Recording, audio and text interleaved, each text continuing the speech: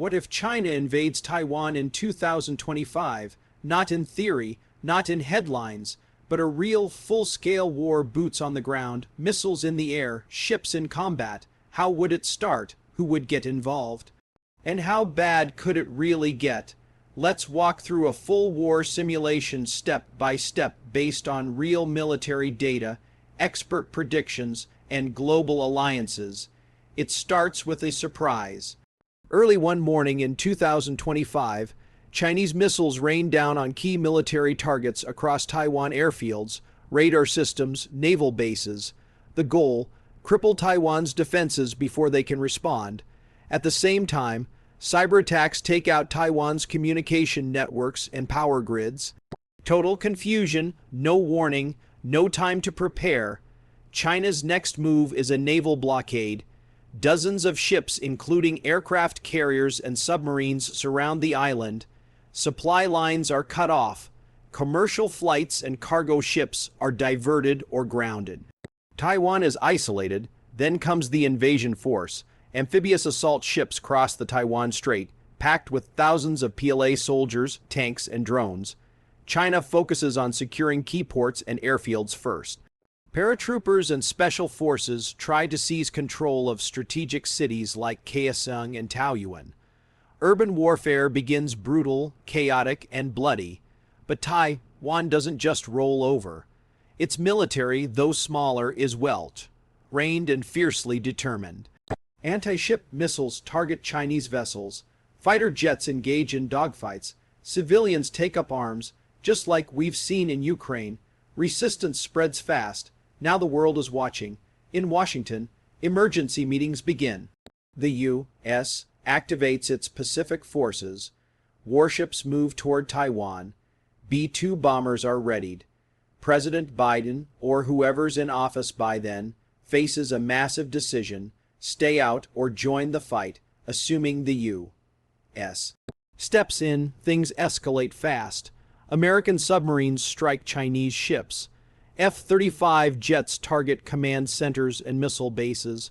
Guam becomes a key launch pad for U.S. air operations. China, in turn, hits U.S. bases in Japan and possibly Guam itself. Now Japan is involved, maybe even Australia. This isn't just a Taiwan war anymore, it's a regional conflict, maybe even global, and here's where it gets really dangerous. Both the U.S. and China are nuclear powers. Neither side wants to go there, but the risk of miscalculation grows with every hour of fighting. If a Chinese missile accidentally hits a U.S. city or a U.S. airstrike kills a Chinese leader, the line between conventional war and nuclear war gets thin, really thin. Meanwhile, the economic fallout is devastating. Global markets crash.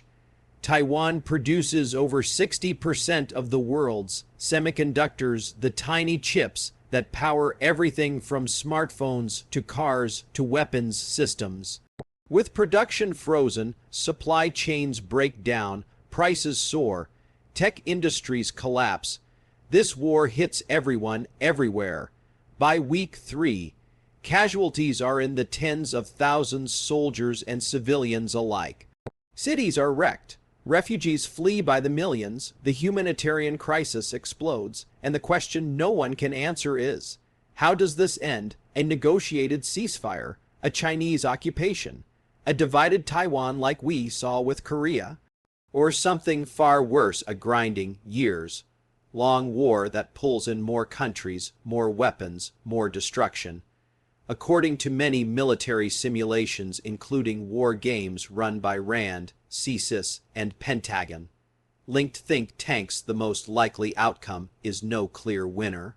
The U.S. and its allies could successfully defend Taiwan, but at enormous cost. China's invasion might fail, but its military and economy would still be powerful. The war could leave both sides bloodied and the region forever changed. Some versions of the simulation show the U.S. losing multiple aircraft carriers, hundreds of jets downed, Taiwan's economy shattered, and even in the best-case scenarios, the death toll is staggering, with some estimates suggesting over 100,000 in the first few weeks alone. And all of this, every scenario starts with a single decision, one spark. So why 2025, China's military modernization has been accelerating. U.S.